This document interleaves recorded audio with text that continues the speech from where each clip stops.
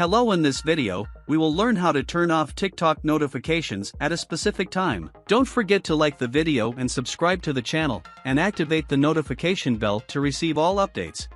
First, open the TikTok application. Go to your profile. Click on the three lines.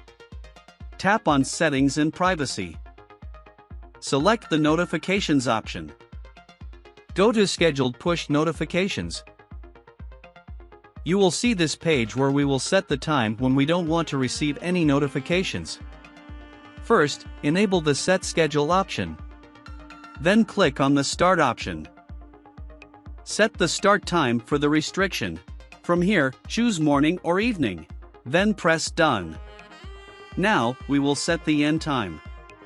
Select the end time for the restriction.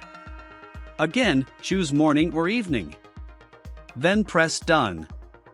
Starting from today, you will not receive TikTok notifications during the specified time you set. Finally, please support us by liking the video and following us to stay updated with our latest videos. Thank you, and see you in the next video.